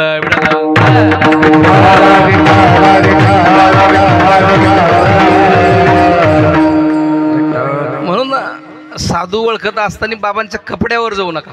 त्यांचे कपडे बघून वाटणार नाही, पण कार्य खूप मान मोठं बाबांचं. विठ्ठल विठ्ठल. माझे जगद्गुरु तुकोबाराय म्हणतात अखंड भगवंताचं चिंतन करा, अखंड नामस्मरण करा. आणि जगद्गुरु तुकोबारायला त्या नामस्मरणाची अनुभूती आली म्हणून माझे जगद्गुरु तुकोबाराय म्हणले आता हे जे घर उभं केलं ना याच्यामध्ये अखंड नामस्मरण करा. वसवावे घर वसवावे घर वसवावे घर वसवावे घर वसवावे घर वसवावे घर वसवावे घर वसवावे वसवावे वसवावे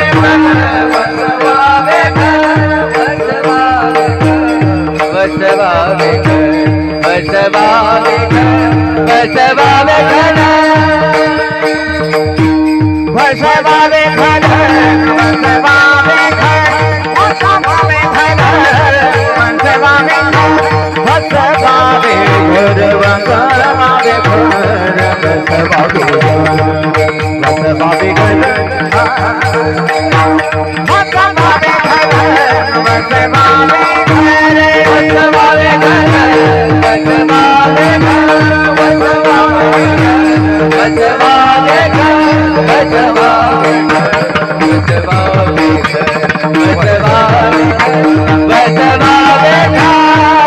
वसवावे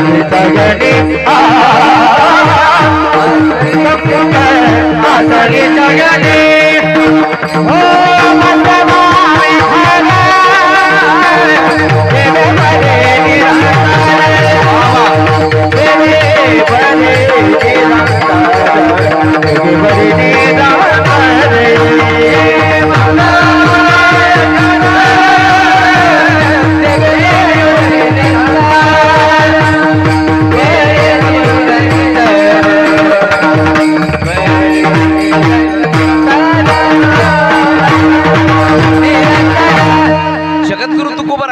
वसवावे घर देवे बरे निरंतर. अखंड त्या भगवंताचं या घरामध्ये नामस्मरण करा, अखंड चिंतन करा. आणि या घरामध्ये जर आम्ही अखंड चिंतन केलंय, नामस्मरण जर केलं ना त्याच्या इतकं आम्हाला समाधान कुठंही मिळणार नाही. त्या नामस्मरणाची ताकद आहे, त्या साधनेची एवढी मोठी ताकद असते ना.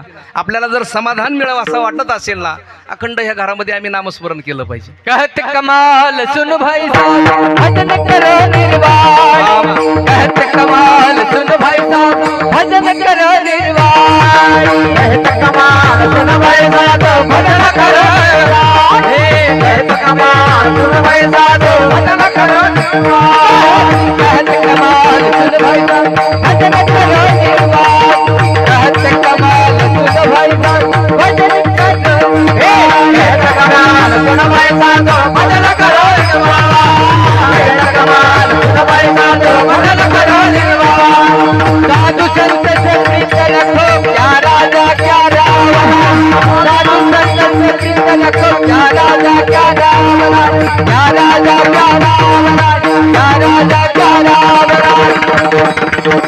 सुन बाबा दुनिया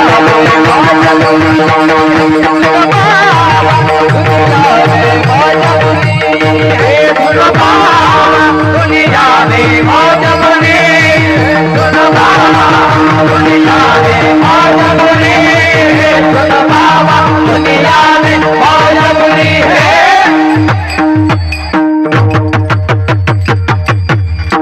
विठ्ठल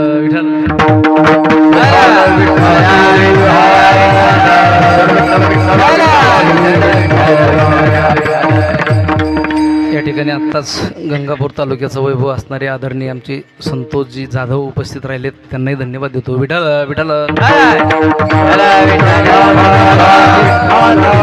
अखंड आम्ही त्या भगवंताचं चिंतन केलं पाहिजे. जुना काळ आठवा बरं, जुना डोळ्यासमोर आणा. जुन्या काळामध्ये एकत्रित कुटुंब असायचं. आमच्या माता वर्ग जर सकाळी उठल्या ना, उठल्याबरोबर त्या चुलीला पोचारा द्यायच्या नाही का. आमच्याकडे होतं मराठवाड्यात, अजून काही काही ठिकाणी आहे बाबा. आणि त्यावेळेस अग्निदेवता एकदा प्रज्वलित जर केली ना, पहिला जर नैवेद्य भाजला ना, तो अग्निदेवतेला असायचा, पहिल्यांदा अग्नीला टाकल्या जायचा. त्याच्यानंतरचा दुसरा नैवेद्य असेल ना, तो आपल्या घरातील देवघरा करता असायचा, देवाला नैवेद्य असायचा. विठ्ठल विठ्ठल.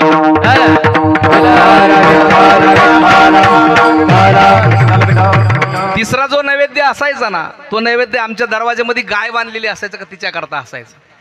चौथा नैवेद्य, चौथी भाकर जी असायची ना, ती आपल्या दरवाज्यामध्ये कोणी जर भिक्षुक आला ना, त्याच्याकरता असायची. आणि पाचवी जी भाकर असायची, आमच्या दरवाज्यामध्ये कुत्रा असायचा ना, त्या कुत्र्याकरता असायची. त्या काळामध्ये हे 5 यज्ञ आमच्या मातावर्ग सकाळी सकाळी करत होत्या. दरवाज्यामध्ये आलेला भिक्षुक वापस जाऊ देत नव्हत्या. आपल्या दरवाज्यामध्ये असलेल्या कुत्र्याला ती भाकर असायची. म्हणजे त्या काळामध्ये हा पारमार्थ सहज होऊन जायचा. सकाळी अग्निदेवतेला आहुती असायची. म्हणजे हा 5 प्रकारचा यज्ञ त्या काळामध्ये सहज होऊन जायचा. आज बघा बरं, गॅसमुळं आम्हाला काही अडचणच एवढे आली की काही विषयच नाही राहिला. आमच्या मातावर्ग चप्पल घालून स्वयंपाक करतात. कसलं ते प्रसाद तयार होईल नाही. नामस्मरण करून जर आम्ही सुचिरभूत होऊन जर ते प्रसाद केलाय, ते अन्न जर शिजवलं ना, ते मोठी ताकद त्याच्यामध्ये निर्माण होत असते. म्हणून जीवनामध्ये जीवन जगत असताना अखंड त्या भगवंताचं चिंतन, अखंड नामस्मरण केलं पाहिजे. कारण जीवन जगत असताना ज्याला दुःखाची जाणीव असते, त्याला सुखाची किंमत असते. आपण जे दिवस काढले तर त्याची नेहमी माणसांना जाणीव ठेवली पाहिजे. सुंदर चेहरा म्हातारा होतो, बलाढ्य शरीर गळून पडतं. सत्ता, संपत्ती, पद, अधिकार ही सुद्धा एक दिवस काळाच्या वागात निघून जाणार आहे. खाली राहणारे तो फक्त आपण केलेला परमार्थ आणि केलेले चांगले कर्मच आमच्या बरोबर येणार आहे. दुसरं काही येणार नाही. कारण चांगलं व्यक्तिमत्व जन्म घेत नसतं, ते निर्माण करावं लागत असतं. आपल्यासोबत दुसऱ्याचंही भलं व्हावा अशी ज्याची मानसिकता असते ना, त्यांना आयुष्यात काही कमी पडत नाही. धर्माची गद्दारी, कार्यात बेईमानी, वागण्यात लाचारी आणि बोलण्यात जी माणसं लबाडी करतात, ते आयुष्यात सुखी होत नाही. म्हणून जीवनामध्ये माणसाने चांगलं जीवन जगलं पाहिजे. दुसऱ्याचं सुद्धा वाटोळं नाही केलं पाहिजे नाही का. जो इतरांचा वाईट करतो ना, तो स्वतःला वाचवण्यात कमी पडतो. जो दुसऱ्याचं चांगलं करतोय ना, तो स्वतः कधी संपत नाही. दुसऱ्याची वाट लावण्यापेक्षा आपण चांगल्या वाट्याला लागा ना. दुसऱ्याला वाट दाखवण्यापेक्षा वाट दाखवण्याचं कार्य करा. माणसाचा दर्जा श्रीमंतीवरून ठरत नसतो, विचारावरून ठरत असतो. चांगला माणूस बना. शेवटी हिशोब धर्माचा नाही कर्माचा होत असतो, हे लक्षात ठेवा. आम्ही काय कर्म केले हे महत्वाचं आहे. रामायणामधली काही माहीत असेल तुम्हाला, काय साध्य केलं होती ना. त्या कैकेयीनं श्रीरामचंद्र बरोबर वनवासाला पाठवलं, पण वाटोळं पाठवलं झालं. कैकेयीच झालं ना. जो इतरांचं वाईट करतो ना, तो स्वतःला वाचवण्यात कमी पडतो. राम वनवासाला गेले, पण कैकेयी अजून बदनामी आमची. आपल्या मुलीचं नाव कोणी कैकेयी ठेवतंय का, ऐकलंय कुठं का. जो इतरांचा वाईट करतो, स्वतःला वाचवण्यात कमी पडतो. म्हणून जीवन जगत असताना कर्म चांगले करा, चांगलं जीवन जगा. भगवंताचं चिंतन, नामस्मरण. आम्ही परमार्थ करतोय, लोकांचा विचार करू नका. लोक काय म्हणतील याच्याकडे लक्षच देऊ नका. कारण समाज असा आहे, समाजामध्ये काही माणसं सांभाळावं लागतात, काही बसून सांभाळून राहावं लागतं नाही का बाबा. काही सांभाळावं लागतात, आम्हाला असतं तसंच. काही सांभाळावं लागतं, काही बसून सांभाळून राहावं लागतं. आंधळ्याला आरशाची, बैऱ्याला संगीताची काहीच किंमत नसते ना, त्याचप्रमाणे विश्वासघातकी माणसाला चांगल्या माणसाची काही किंमत नसते. समाज असा आहे, पिरू विकत घेतं नाही, गोडे का विचारतात, खातानी मात्र मीठ मिरची लावून खातात. ही समाजाची रीती. समाज असा आहे, मेलेल्या माणसाला खांदा देणं पुण्य समजतात. मेलेल्या माणसाला खांदा देणं पुण्य समजतात, पण नियतीशी हातबल झालेल्या जिवंत माणसाला आधार देताना 10 वेळेस विचार करतो. आम्ही करतो का नाही. म्हणून जीवन समाजाचा विचार करू नका. कारण जोपर्यंत तुमची गरज असते ना, तोपर्यंत तुमच्या कौतुकाचा सोहळा गावभर साजरा केला जातो. एकदा गरज संपली ना, मग निंदीची खेरापत घरोघरी वाटली जाते. संतोष भाऊ, पदरी आपेस आला का फारसा संबंध कोणी ठेवत नसतं. आणि यशस्वी झाला तर नसलेली नाती सुद्धा जवळ येत असतात. म्हणून एखाद्याने तुम्हाला त्रास दिलाय, दुःख दिलंय, तुम्ही का दुसरे कर्म करता. तुम्ही का दुसरे कर्म करता. कारण आमच्या कर्माला 13 साक्षीदार आहे. पृथ्वी, जल, अग्नी, वायू, आकाश, तुमचं मन, तुमची बुद्धी, अहंकार, चंद्र, सूर्य, तारे आणि या दिशा आणि हृदयामध्ये असलेला परमात्मा. मग किती डिलीट करा आणि किती पुरावे नष्ट करा, कार्यक्रम सुटत नाही. या जन्मात नाही तर पुढच्या जन्मात आम्हाला भोगावंच लागणार आहे, चुकणारच नाही. म्हणून जी व्यक्ती तुमच्या प्रगतीवर जळते ना, तिचा कधीच तिरस्कार करू नका. कारण ती व्यक्ती तुम्हाला उत्कृष्ट व्यक्ती समजून जळत असते. कोणी कसाही असो, त्याच्याशी इतकं चांगलं वागा की वाईटातल्या वाईट माणसाला सुद्धा तुमची कॉफी करण्याची इच्छा झाली पाहिजे. दुसऱ्याचं सुख पाहण्याची क्षमता ज्याच्यामध्ये असते ना, त्याची प्रगती साक्षात भगवंत सुद्धा थांबू शकत नाही. खरा तो एकची धर्म जगाला प्रेम अर्पवे. खरा तो एकची धर्म जगाला प्रेम अर्पवे. खरा तो एकची धर्म जगाला प्रेम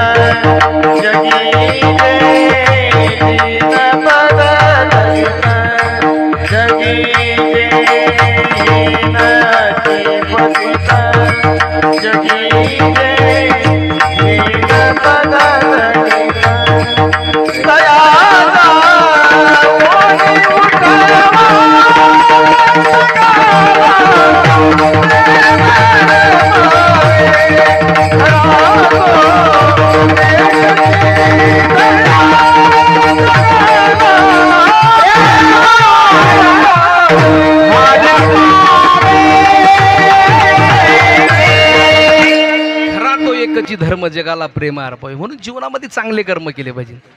सकाळी सकाळी उठल्यावरती ते भगवंताला आठवा, ते जगाच्या मालकाला हृदयामध्ये साठवा.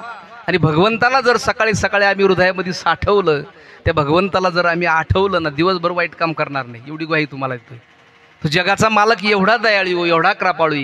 फक्त भगवंताला सकाळी म्हणा, देवा मी बाहेर चाललो रे, तुम्ही माझ्याबरोबर चाल ना. तो माझा जगाचा मालक इतका दयाळू, तुम्ही घरी येऊपर्यंत तुमची वाट बघत राहीन. एवढी ग्वाही तुम्हाला देतो. म्हणून ते भगवंताला आम्ही आठवलं पाहिजे. आमच्या मुलांना चांगले विचार आम्ही दिले पाहिजे, चांगले आचार आमच्या मुलांना दिले पाहिजे. कारण सकाळी उठल्यावरती आमच्या मुलांना सांगा, कारण इंग्लिश मिडियमला जर लेकरू शाळेत जायला लागलं ना, आम्ही त्याच्याकडून अभ्यास पूर्ण करून घेतो का नाही. संध्याकाळी आल्यावरती 1 तास काठी घेऊन त्याच्याकडून अभ्यास पूर्ण करतोय. आम्हाला वाटतंय आमचा मुलगा डॉक्टर व्हावा, इंजिनियर व्हावा, संसारामध्ये काहीतरी मोठं नाव त्यांनी करावा.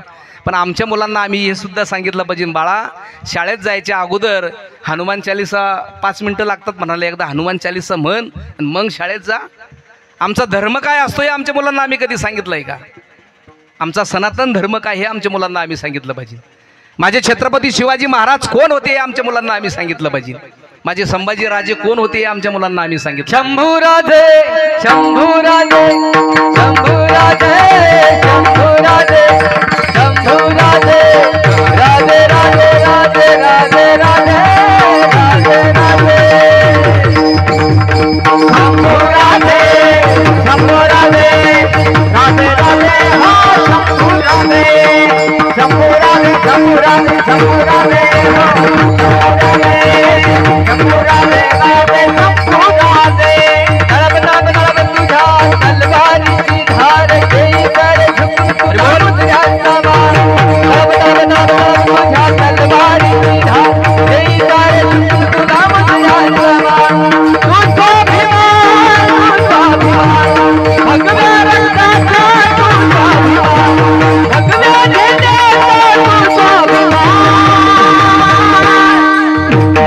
शंभूराजे शंभूराजे शंभूराजे शंभूराजे राधे राधे राधे शंभूराजे शंभूराजे शंभूराजे शंभूराजे शंभूराजे धर्मवीर संभाजी महाराज की जय. आज माझ्या राजाची जयंती हो, छत्रपती धर्मवीर संभाजी महाराजांची जयंती. माझे छत्रपती शिवाजी महाराजांनी कोणतं धाडस त्यांच्यामध्ये निर्माण केलं असेल, कोणते विचार माझ्या शंभूराजांना माझ्या राजाने दिले असेल. कारण ज्या वेळेस औरंगजेबाच्या 1,500 सैन्याने वेढा टाकलाय, माझे शंभूराजे एकटेमध्ये उभी होती 1,500 सैन्याच्या मध्ये, तरी घाबरले नाही. अजिबात माझे राजे घाबरले नाही. शेवटी तो दिलेर खान म्हणला, अरे शंभूराजांना पकडा. पण शंभूराजांनी जर मागं वळून एकदा बघितलं ना, 1000-1200 सैन्य असं मागं सरकत होती. एवढी ताकद होती शंभूराजांमध्ये. शेवटी दिले मरतानी तोरा तुझा वाहिनीत काठ मरतानी तोरा तुझा वाहिनीत काठ काढूनिया जमण्यात मोजणारे हात काढूनिया जमण्यात मोजणारे हात तू स्वाभिमान भगवे घेण्याचा तू स्वाभिमान भगवे घेण्याचा तू स्वाभिमान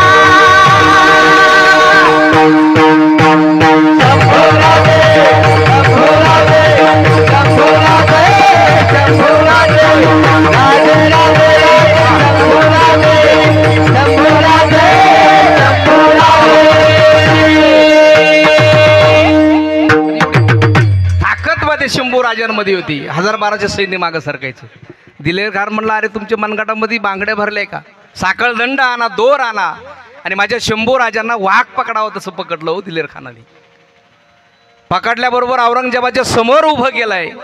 स्वतःचं मरण समोर दिसत होतं, पण माझे शंभूराजे घाबरले नाही. ते औरंगजेबाच्या डोळ्यात डोळे घालून बघत होते. स्वतःचं मरण समोर दिसत असताना सुद्धा शंभूराजे डोळ्यात डोळे घालून उभे बघत होते त्या औरंगजेबाकडं. शेवटी औरंगजेब म्हणला बोल संभा, हार किसकी और जीत किसकी. संभाजी महाराज म्हटले हार किसकी और जीत किसकी. हातातील बेड्या का एकदा काढ, पायातील साखळ दंड काढ. संभाजी तोंडाना सांगणार नाही हार किसकी और जीत किसकी. संभाजीची तलवार सांगेल हार किसकी और जीत किसकी. ही ताकद माझ्या शंभूराजांमध्ये होती. आज शंभूराजांनी जो लढा दिलाय आज आम्ही त्याच्यामुळे सुरक्षित हो. म्हणून माझ्या राजांचे, माझ्या छत्रपती शिवाजी महाराजांचे किती उपकार आहे आमच्यावरती. म्हणून आमच्या मुलांना आम्ही कोणतं शिक्षण दिलं पाहिजे, कोणते धडे आमच्या मुलांना दिले पाहिजे, आमचा धर्म काय असतो हा आमच्या मुलांना आज सांगण्याची गरज आहे. आमच्या मुलांना सांगितलं पाहिजे हनुमान चालीसा वाचन मगच शाळेत जा. प्रत्येक मुलाला आम्ही सांगितलं पाहिजे विठ्ठल विठ्ठल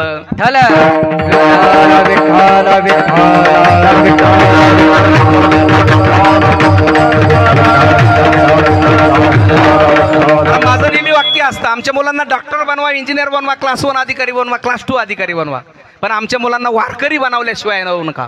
कारण आमच्या शाळा कॉलेजमध्ये आम्हाला शिक्षण मिळणार आहे, पण संस्कार फक्त आम्हाला वारकरी संप्रदायच देणार एवढं लक्षात ठेवा. चांगले विचार द्या आमच्या मुलांना. माझं वाक्य असतं का आमच्या पुढच्या पिढीसाठी प्रॉपर्टी कमवून ठेवू नका. प्रॉपर्टी कमवण्याची दानत त्याच्यामध्ये निर्माण करा.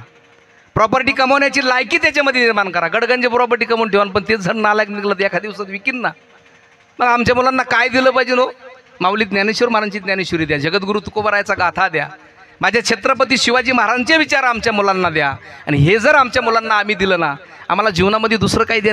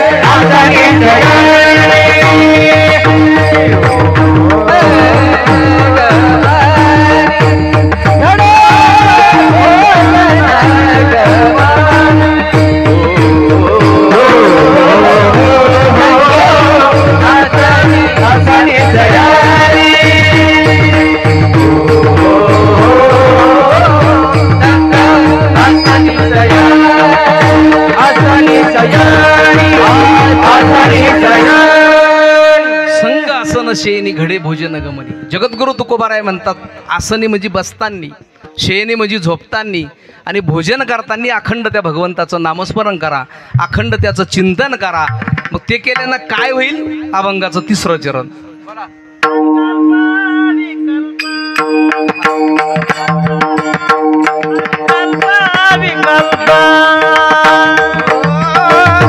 संकल्प विकल्प संकल्प विकल्प संकल्प विकल्प संकल्प विकल्प संकल्प विकल्प संकल्प विकल्प मावळोनी पुण्य पाप मावळो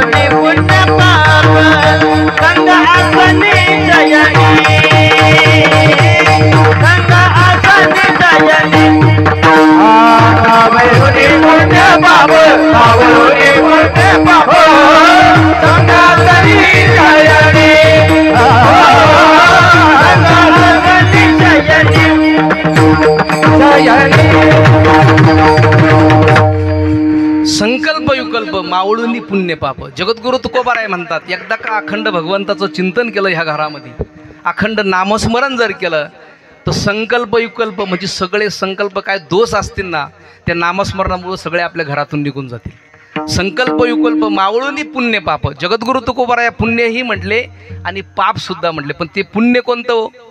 अहंकार रूपी असणारं पुण्य आहे ते. कारण पुण्य आम्ही कमवत असतो, पुण्य मिळवलं, पण ते पुण्य जर मिळवताना जर त्याच्यामध्ये अहंकार झाला ना, ती सुद्धा भगवंताला चालत नाही. पाप जसं नामस्मरण घालवतंय ना, नामस्मरण करून जसं पाप निघून जात आहे ना, तसं या नामस्मरणाची एवढी ताकद, ते कमवलेलं अहंकार रूपी जे पुण्य आहे ना, ते सुद्धा निघून जाण्याची ताकद नामस्मरणामध्ये. कारण एक छोटंसं उदाहरण तुम्हाला सांगतो. आम्ही जर एखाद्या शेतामध्ये गेलो ना कधी कधी, तर आपल्या पायात काटा मोडतो बघा. एखादा काटा जर आपल्या पायामध्ये खुडला ना, तर आपण त्या शेताच्या बांधावरती बसून तो काटा काढण्याकरता काय करतो? दुसरा काटा घेतो का नाही? एखादा बाबळीचा काटा दुसरा घेतोय आणि तो पायातला काटा त्या काट्याने काढतो. तो काट्याने एकदा तो काटा काढला, जो पायातला खुडलेला काटा आपण खिशात ठेवतो का नाही, त्याला फेकून देतो. आणि हा जपून ठेवतो खिशात, नाही ठेवत का? तर हा सुद्धा आपल्याला घातक आहे. म्हणून त्याचं सुद्धा आपण त्या दगडावरती त्याचं काय करतो, ती आणि खुडून टाकतो, त्याला फेकून देतो. तसं जगद्गुरु तुकोबाराय म्हणतात, जसं पाप घातक आहे ना, तसं पुण्य सुद्धा घातक आहे. का? तर पुण्य ज्यांनी कमवलंय ना, त्यांना अहंकार होतो ना. म्हणून ते अहंकार आमच्यातून निघून गेला पाहिजे. आणि त्या नामस्मरणाची ही ताकद आहे. पुण्य कमवणं वेगळं आहे. पुण्य कमवत असताना आम्ही दान केलं, धर्म केलं, त्यांना पुण्य होतंय. एखाद्याला कामावं आलं ते पुण्य होणार आहे. पण ते पुण्य कदाचित माणसाला अहंकार होतोय, माझ्यासारखा दानी कोणी नाही, माझ्यासारखा दानशूर कोणी नाही, असं आम्हाला वाटतंय. पण हे नामस्मरण जे असं आहे ना, अखंड तुम्ही जर नामस्मरण केलं ना, अखंड जर चिंतन केलं ना, त्या नामस्मरणाची एवढी ताकद आहे ना. पुण्य कमवलंय, पण त्याच्यामधला अहंकार सुद्धा जाण्याची ताकद त्या पुण्यामध्ये एवढी ताकद आहे. त्या भगवंताच्या भेटीमध्ये जगाचा मालक जर आमच्या दृष्टीनं आम्ही जर समोर बघितला ना, माणूस माणूस म्हणणं शिल्लक राहत नाही हो. कारण त्या नामस्मरणामध्ये एवढी ताकद आहे. त्या संतांची भेट, भगवंताची भेट होण्याची ताकद आहे. एवढी ताकद आहे त्या नामस्मरणामध्ये. म्हणून अखंड चिंतन केलं पाहिजे. ह्या घरामध्ये जर आम्ही अखंड, आम्ही म्हणतो असतो आमच्या घरामध्ये भूतीनं बाद आहे, कायचं काय हो. 2 टाईम तुम्ही नामस्मरण करा. सकाळी हनुमान चालीसा म्हणा, संध्याकाळी घरात हरिपाठ घ्या, नामस्मरण अखंड करा. काहीच राहणार नाही, काहीच राहणार नाही. पण ज्या घरामध्ये 6-6 महिने दिवा पेटत नाही देवघरासमोरचा, तिथं हा त्रास होणारच ना. पण नामस्मरणाची एवढी मोठी ताकद आहे. अखंड जर आम्ही त्या भगवंताचं चिंतन केलं ना, त्याचं नामस्मरण केलं ना, कुठलीही बाधा असू ती एका मिनिटात निघून जाते. विठ्ठल विठ्ठल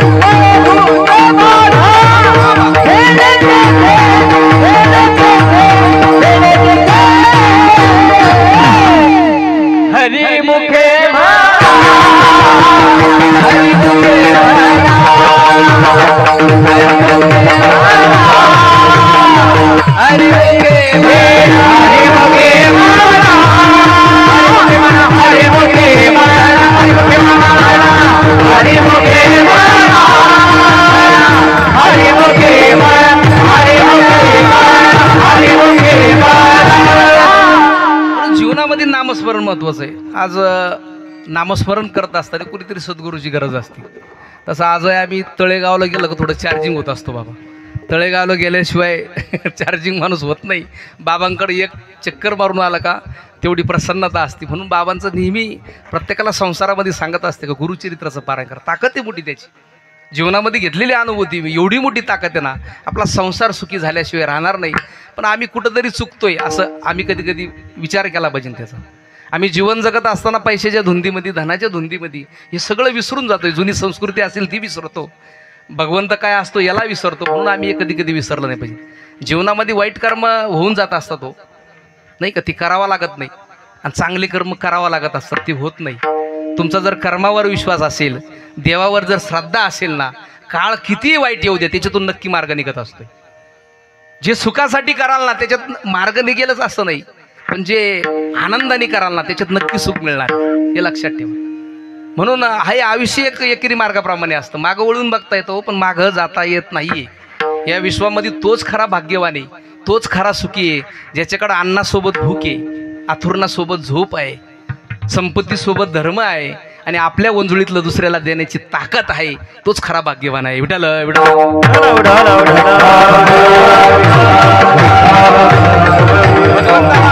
भगवंताला दररोज प्रार्थना करा, देवा हे सगळं दिलंय ना, हे सगळं तुझं आहे देवा, मी फक्त निमित्त मात्र आहे भगवंता, मला फक्त माझ्या जीवनामध्ये एवढंच कर, तुझ्या नामस्मरणाची मला ताकद दे, दुसरं काहीच देऊ नको देवा, हिची दान दे का देवा, तुझा विसर न बाबा देवा, एवढं माझ्या आयुष्यामध्ये कर का तुझा विसर कधी मला पडला नाही पाहिजे, एवढं माझ्या आयुष्यामध्ये द्या. माझे जगद्गुरु तुकोबारायाला आमच्या बोलोबा आणि कनकाय साहेबांनी तुकोबाराया सारख्याला मागून घेतलं. भगवंताकडे धन दौलत मागू नका, पण भगवंताकडे मागायचंच असेल फक्त सांगा देवा आमच्या पोटी होणारी संतान चांगली जन्माला घाला, मला दुसरं काहीच लागत नाही. म्हणून भगवंताकडे मागायचं असेल तर एवढंच मागा देवा, हिची दान दे का देवा, तुझा विसर न बाबा, तुझा विसर पडू देऊ नको. स्वतःला जर मोठं व्हायचं असेल तर इतरांच्या मोठेपणाचा स्वीकार करायला शिका. जी माणसं बघतो स्वतःचाच विचार करतात ना त्यांची प्रगती फार काळ होत नाही, पण जो सर्वांचा विचार करतो ना त्यांची प्रगती कायम होत असते. जीवनामध्ये जीवन जगत असताना आपल्या वडीलधाऱ्या माणसांचा आदर करायला शिका. आपले आई असेल, वडील असेल, कारण वडिलांकडून संघर्ष शिकावा आणि आईकडून संस्कार शिकावा, बाकी सगळं जग शिकवत असते.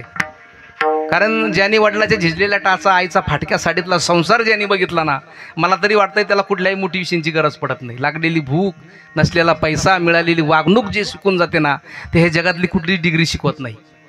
म्हणून भरपूर मोठे व्हा, अवघं जग जिंका, पण ज्यांनी आम्हाला आधार दिलाय, ज्या वृक्षाने आम्हाला सावली दिली ना त्याला जीवनात कधी विसरू नका, कधीच विसरू नका.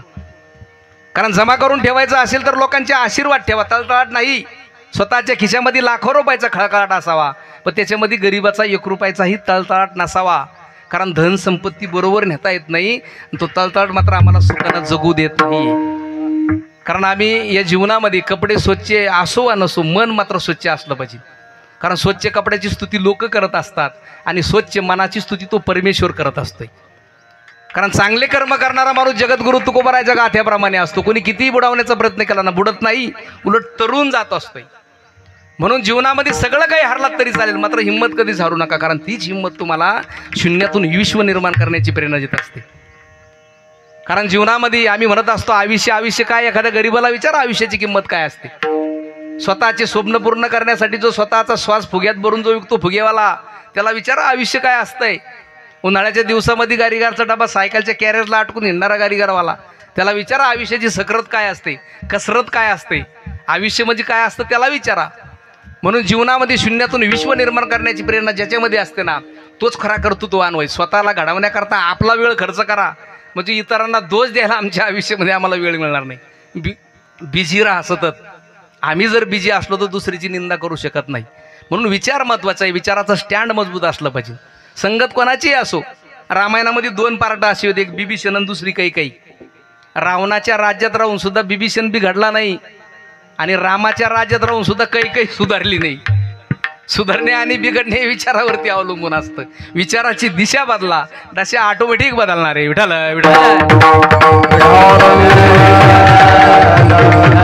म्हणून माझी जगद्गुरु तुकोबाराय म्हणतात, संकल्प विकल्प मावळणी पुण्य पाप.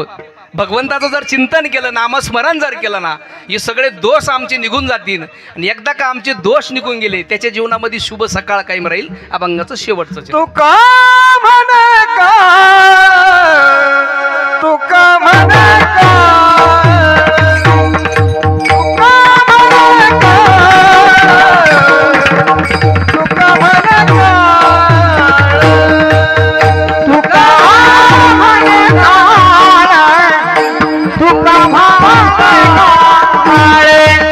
तुका म्हणे का, तुका म्हणे का.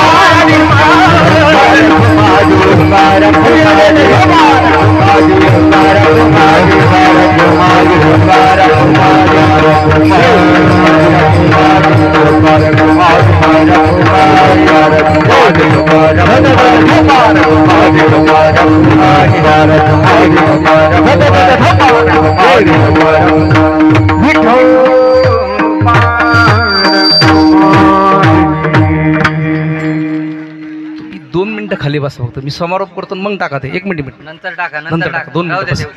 समारोप करू आपण आणि मग टाकू ते म्हणजे काय गोंधळ होतो बोलतो विठाल विठाल विठाल